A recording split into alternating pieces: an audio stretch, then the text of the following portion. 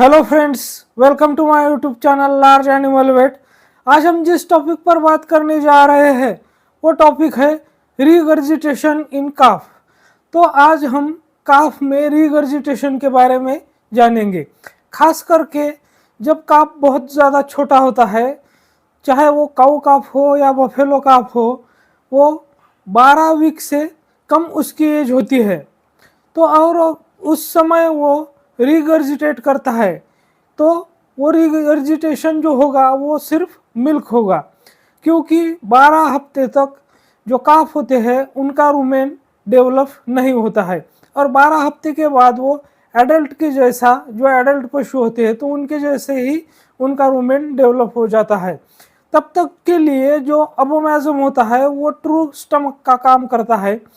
तो जब ऐसे छोटे बछड़ों में रीगर्जिटेशन होता है, मिल्क बाहर आता है वो, और उसमें भी दो कंडीशंस होती है। कभी कभी जैसे ही वो दूध पीता है तो वो तुरंत दूध बाहर निकल जाता है, वो अंदर जाता ही नहीं है।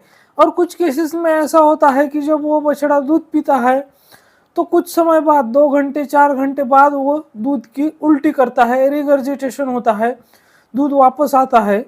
तो ऐसी कंडीशन में हमें क्या करना चाहिए? और जब रूमेन डेवलप हो जाता है और उसके बाद जब वो खाना पीना शुरू कर देता है, ड्राई फॉडर, ग्रीन फॉडर वो खाने लगता है, उसके बाद अगर वो रिगर्जिटेशन करता है तो उसके क्या कारण हो सकते हैं और उसका हमें किस तरह से ट्रीटमेंट करना चाहिए।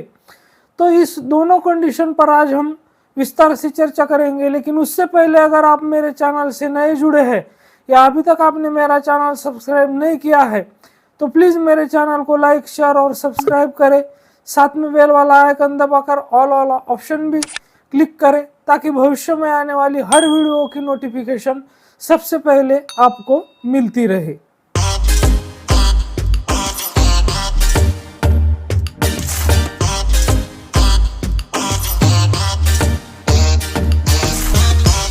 तो आज मैं आपके सामने एक एक्चुअल केस लेके आया हूँ, जो कि एक काऊ काफ है और जो बहुत छोटा है, लगभग 2 हफ्ते का है, यानी कि 2 वीक्स उसकी एज है।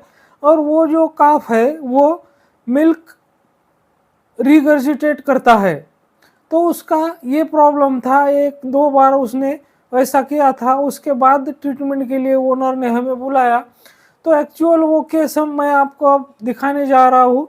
तो चलो देखते हैं उस वीडियो को। तो जैसा कि आप इस वीडियो में देख सकते हैं इस काफ को, तो ये काफ जो है वो लगभग 2 वीक्स एज का है, यानी कि 2 हफ्ते का है। और ये जो दूध पीता है तो उसके 3-4 घंटे बाद ये उल्टी करता है, जैसे कि आप ये यहाँ पर देख रहे हैं। तो पूरा सफ़ेद कलर का है, जो कि पूरा दूध है। तो इस तरह की उल्टी ये बार बार कर रहा है। जैसे दूध पीता है उसके 2-4 घंटे बाद ही इस तरह की उल्टी करता है, ऐसी ओनर की कंप्लेंट थी। तो ऐसे केसेस में ज़्यादातर जो इसोफेगस होता है, तो इसोफेगस की इन्वॉल्वमेंट होती है। तो वहाँ पर बहुत सारे रीजंस हो सकते हैं, जैसे कि इसोफेगस है जो है तो वहाँ पर पार्शियल ऑब्स्ट्रक्शन हो सकता है, इसोफेजियल कॉन्स्ट्रिक्शन हो सकता है, इसोफेगस में कोई इन्फेक्शन हो सकता है, इसोफेगस की नैरोइंग हो सकती है। तो उसकी वजह से ये ऐसा कर सकता है। तो क्योंकि ये जो काफ जो है वो सिर्फ 2 हफ्ते का है, इसका रूमेन भी अभी तक डेवलप नहीं हुआ है, क्योंकि रूमेन डेवलप होने में काफ को लगभग 12 हफ्ते का टाइम लगता है।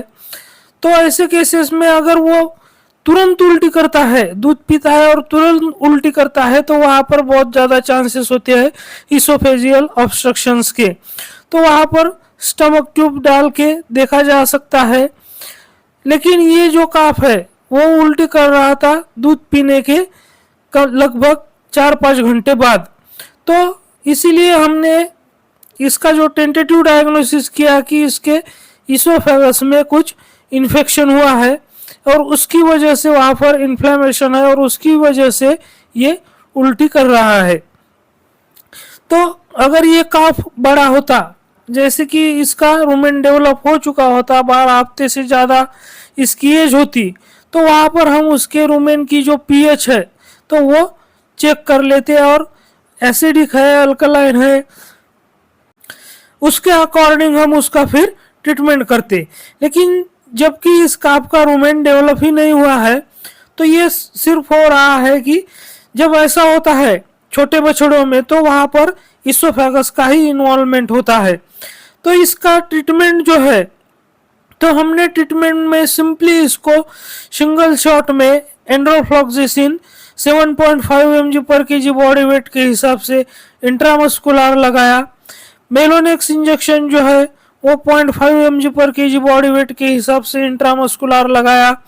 और जो एंटीहिस्टामिनिक होते हैं जैसे कि क्लोरफेनिरामाइन मेलिएट 1 ml इंट्रामस्कुलर लगाया। तो जैसे कि आप ये उसकी उल्टी को देख रहे हैं, पूरा दूध है, उसमें दूसरा कुछ भी नहीं है, क्योंकि काफ का अभी तक रूमेन डेवलप नहीं हुआ है। वो जो फॉडर है वो कुछ भी खाता नहीं, सिर्फ दूध पीता है। तो इसलिए उसकी उल्टी में दूध के अलावा कुछ भी नहीं है। तो इस तरह से हमने इस काफ का ट्रीटमेंट किया और सिंगल ट्रीटमेंट में ही ये काफ ठीक हो गया, रिकवर हो गया। तो मेरे साथ बने रहने के लिए आपका बहुत बहुत धन्यवाद।